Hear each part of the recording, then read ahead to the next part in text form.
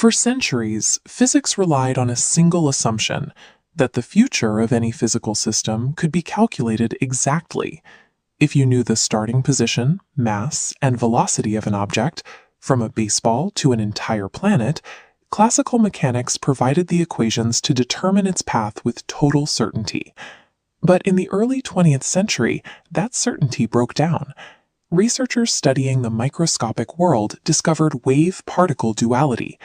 Tiny pieces of matter, like electrons, didn't travel in neat, continuous lines.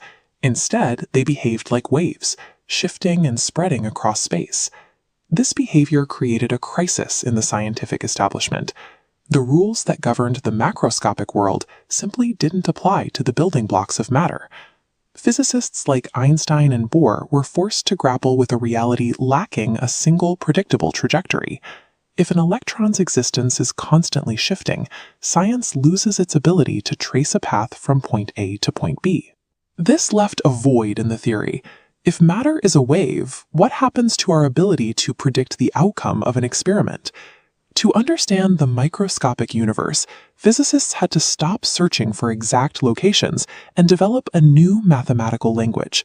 That language centers on the wave function, written as the Greek letter psi. It is a mathematical expression used to describe the state of a quantum system when it isn't being observed. This animation shows the wave function over an axis of physical space. Unlike a water wave, this curve is composed of probability amplitudes, assigning a value to every possible location where a particle might exist. However, these amplitudes are complex numbers. In the math, they are often negative or involve imaginary numbers, based on the square root of -1. Because real-world probabilities cannot be negative or imaginary, these values cannot be measured in a lab.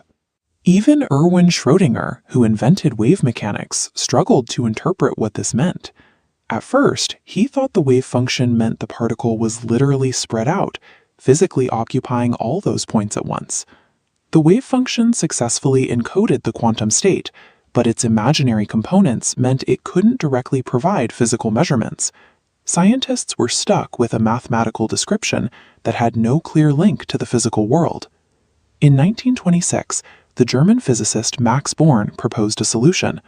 Born realized that by squaring the magnitude of the wave function, essentially multiplying the amplitude by its own complex conjugate, the negative and imaginary values are eliminated.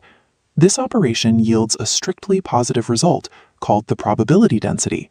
It provides a map of the exact odds of finding the particle at any specific location. Where the squared wave is highest, the particle is most likely to appear. Born originally introduced this rule in a simple footnote on a paper about particle scattering, almost as an afterthought to the main text. To find the probabilities for other traits, like momentum or energy, physicists apply mathematical tools called Hermitian operators to the wave function. This extracts the allowed physical results from the abstract quantum state. The Born rule bridges the gap between abstract math and laboratory observation. It takes a landscape of overlapping possibilities and yields precise, calculable odds. Those odds exist only as long as the system is unobserved. The moment a measurement is made, the wave function instantly collapses. The particle is found in an eigenstate, a single, definite reality. At this point, the quantum uncertainty vanishes, and the particle has a well-defined position or momentum. This collapse remains one of the most debated topics in physics. Does the wave function have a physical existence of its own? Or is it just a representation of our own knowledge being updated by new information? Physicists like Werner Heisenberg spent their careers analyzing these questions, attempting to define the philosophical limits of what can be known about a particle. Regardless of the interpretation, the mathematics is consistent. We use the Born rule to calculate the 3D shapes of electron orbitals, which determine how atoms bond and how chemistry functions. The wave function shows that the universe is not a machine of absolute certainty. It is a shifting landscape, governed by mathematical probabilities